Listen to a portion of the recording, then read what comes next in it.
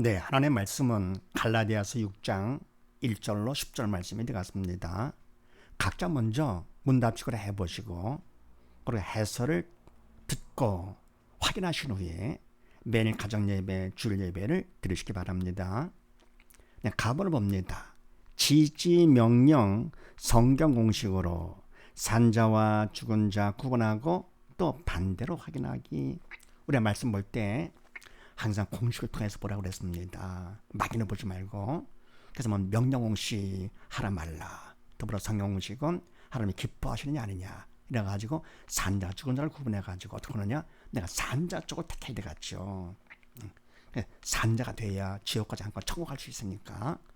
자, 그렇게 하시고 1절에서 내 자신을 돌아보아 너도 시험 받을까 두려워하라. 명령시키죠. 따라서 하라니까 산자가 되라 그런 얘기죠.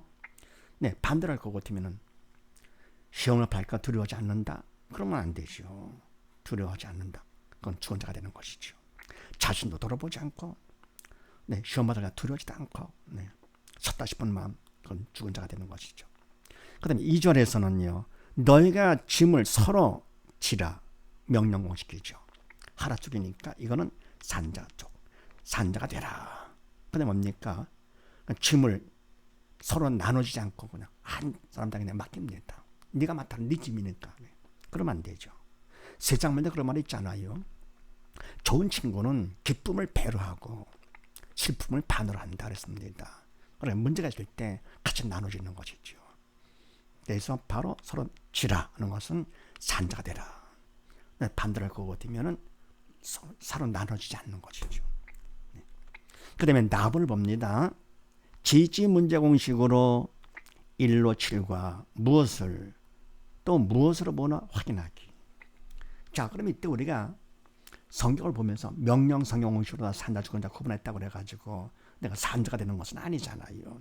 산자 쪽을 택했지만서도 뭡니까? 우리가 믿음이 있어야 되는 것인데 바로 믿음을 받으러 하나님께서 문제를 허락하십니다. 더불어 고맙게도 자상하시게도 문제 공식까지 주셨습니다. 어떻게 문제를 대하느냐 하는 거요. 1로 7로 하는 것인데, 자, 그렇게 하시고 3절 말씀에서 스스로 속임이니라. 하나님이 기뻐하십니까 아닙니까? 기뻐하지 않으시죠. 죽은 자니라. 죽은 자가 되었고요. 4절 말씀에서는 각각 자기 일을 살피라는 것은 명령이죠. 하라는 쪽이지. 그래서 이거는 산자가 되라. 산자 쪽이죠. 자, 그럴 때 속임이니라. 이거 스스로 속임 안 할 수가 없지요. 되는 것이지. 자기를 살핀다? 안 되지요. 그래서 이것이 바로 문제다. 하나님의 말씀은 영적인 말씀이기 때문에 인간은 절대로 불가능하다 그랬습니다. 하나님이 하실 수 있는 거 영적인 말씀이라 영이신 성령께서 하실 일이고 우리는 할 수 없죠. 대신 우리는 뭡니까? 그거를 통해서 성령의 도움이 필요하구나. 도움을 받으려면 내가 믿음이 있어야 되는 것이죠. 믿음만큼 성령께서 날 도우삼아 해주시는 것이죠. 그래서 이와 영적인 문제도 있지만 삶의 문제도 많잖아요. 이제 영육간의 문제가 있을 때 어떻게 하느냐? 첫 번째 누가 문제냐부터 알아야 됩니다. 모든 문제는 다 사단이 일으키는 것. 그래서 사단의 문제다. 꼭 명심하시고요. 두 번째 무엇이 문제냐 알고 보면은 믿음이 없어 영이 죽은 것이 문제다. 땅의 문제가 아닙니다. 그래서 뭡니까? 사단은 죽음의 영이기 때문에 믿음이 없어 영의 죽은 자를 통해서 역사를 하는 것이죠. 성령께서는 생명의 영이 되시기 때문에 믿음이 있어 영의 산자를 통해서 일을 하시죠. 산자는 새 사람으로서 사언행의 주체가 성령님이 되시는 것이고 믿음이 없어 영이 죽은 옛사람으로서 사언행의 주체가 사단이다. 그래서 내 생각 내가 하는 것이 아니고 내 말 내가 하는 것도 아니고 내 행동 내가 하는 것이 아니고 바로 사단이냐 성령님이냐 주체가 돼가지고 나는 도구로 되는 것인데요. 믿음이 있으면 성령의 도구로 쓰임받고 믿음이 없으면 사단을 시킨 대로 되는 것이죠. 그래서 무엇이 문제냐? 믿음이 없는 것이 문제다. 세 번째는 답은 뭐냐? 예수님의 답이시다. 십자가에서 다 이뤘다 하신 예수님. 영육간의 모든 문제를 다 해결하신 분이시죠. 그런데 바로 그 답이 내 거가 되려 할 것 같으면은 믿어야 내 거가 되죠. 믿지 않을 것 같으면은 나만 상관없는 것이 됩니다. 그래서 예수 믿음이 모든 문제의 해답이다. 영적인 문제든지 하나님의 말씀의 문제든지 아니면 뭡니까? 삶의 문제든지 모든 문제는 다 예수님의 답 얼마나 간단합니까? 그래서 예수 믿는 것이 아주 쉽습니다. 왜요? 답이 하나이기 때문에 의심만 하지 않고 믿으면 되는데 그냥 너 잘났다가 안 믿어지는 것이죠. 그건 내가 못돼서가 아니고 믿음이 없기 때문에 사탄이 시키는 대로 이상은 안 됩니다. 그래서 도움을 청해가지고 내가 믿음을 받아야 됩니다. 그 다음에 네 번째는 우리 할 일이 바로 뭐냐? 도움을 청해야 되겠죠. 기도로서. 그분의 도움이 절대로 필요하다. 내용은 뭐냐? 기도 내용은 나의 믿음 없음을 도와주시옵소서. 영적인 기도를 해야 됩니다. 답을 구하는 것이 믿음이 없는 것 때문에 내가 죽었으니까 사단이 날 도구 삼아서 문제를 일으키는 것이지요. 그렇게 답을 구해 나의 믿음 없음을 도와주시옵소서. 그런데 뭡니까? 문제 없게 해주시옵소서. 문제 빨리 끝나게 해주시고요. 사람 좀 변화시켜 주시옵소서. 제 좀 잘하도록 해주세요. 환경 좋게 해주세요. 네, 그건 다 기도가 아닙니다. 떼쓰는 것이지요. 내용을 바로야 됩니다. 기도는 영적 일이기 때문에 영적인 기도를 해야 됩니다. 성령의 도구로 쓰임 받아서 나의 믿음 없음을 도와주시옵소서 하는 것이죠. 언제까지 하느냐? 다섯 번째, 마음의 평강이 올 때까지 한다. 왜냐할 것 같으면 믿음 받은 증거는 마음의 평강으로 증명됩니다. 믿음 받을 것 같으면 믿음만큼 주님이 내 안에 들어오시게 되죠. 믿음을 통해서. 그럼 주님은 평강이 주님이시기 때문에 내가 믿음 받은 것만큼 주님이 내 안에 들어오시면서 문제 때문에 근심했던 그 마음이 부정적인 마음이 사라지면서 긍정적인 마음 평강이 되는 것이죠.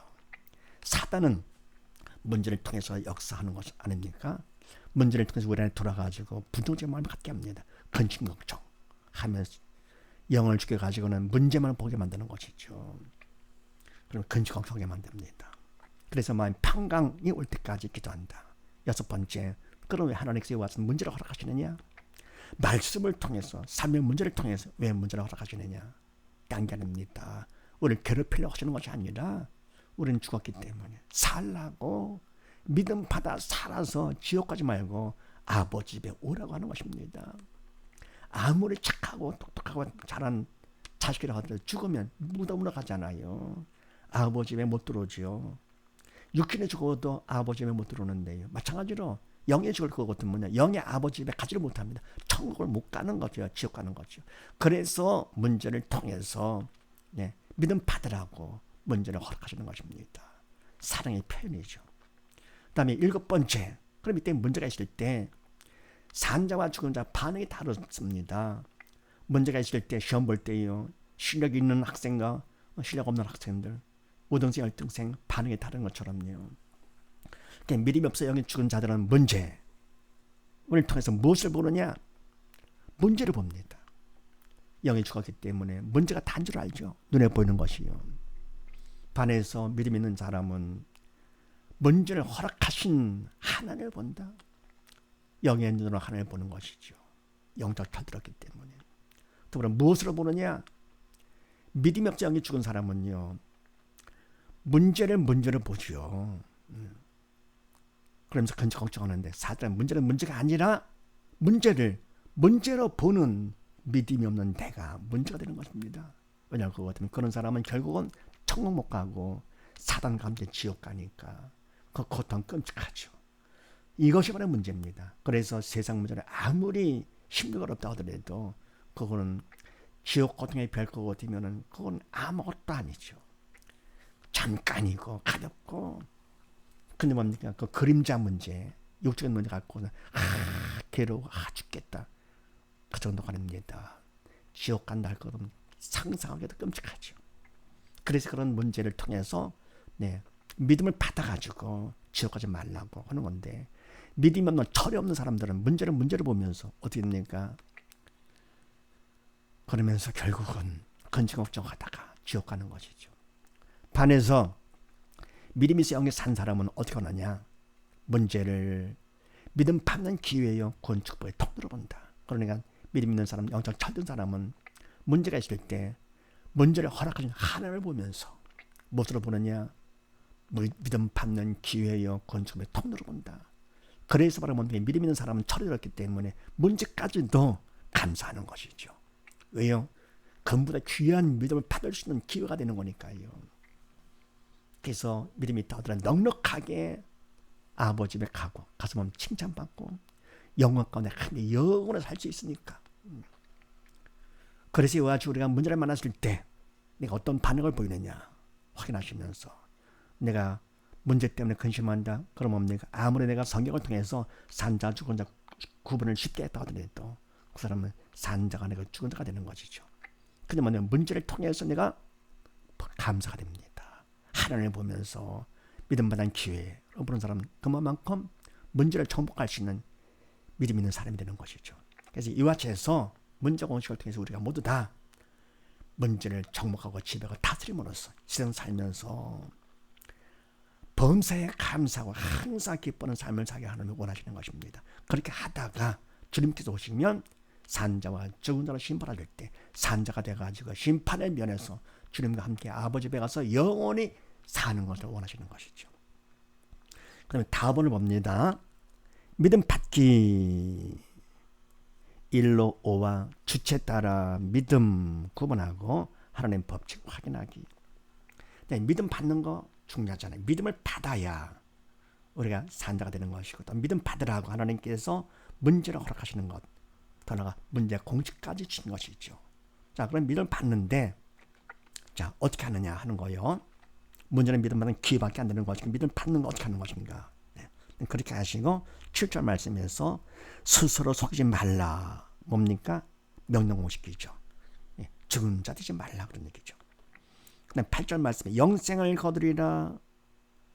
이것도 뭡니까? 명령이니까요.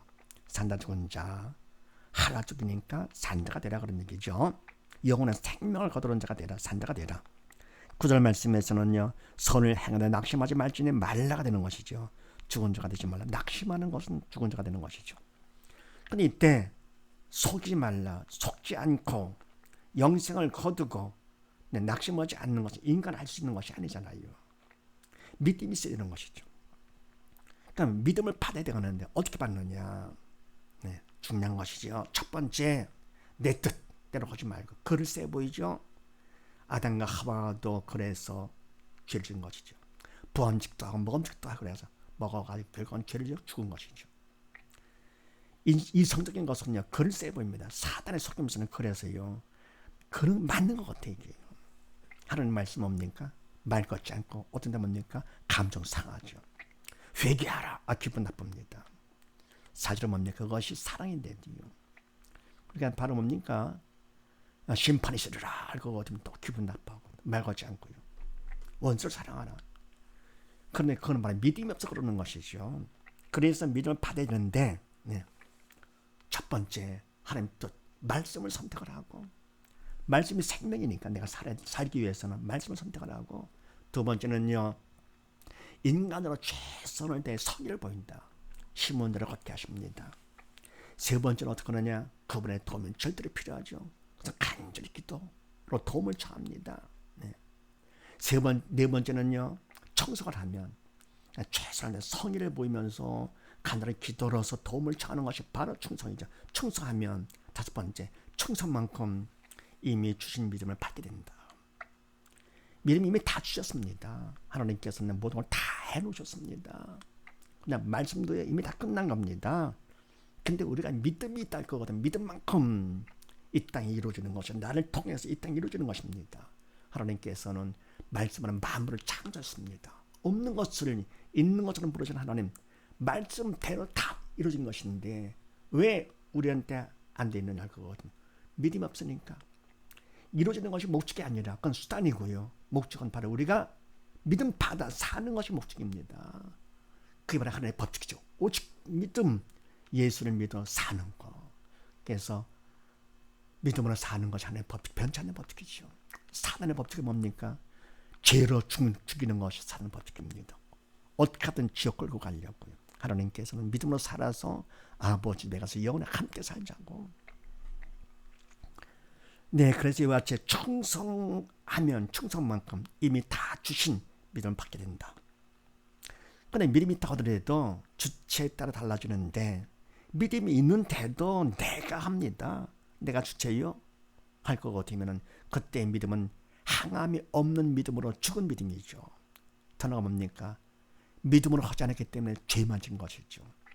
주의 일을 한다 그러면서 믿음으로 하지 않을 것 같으면 영적인 일인데 네.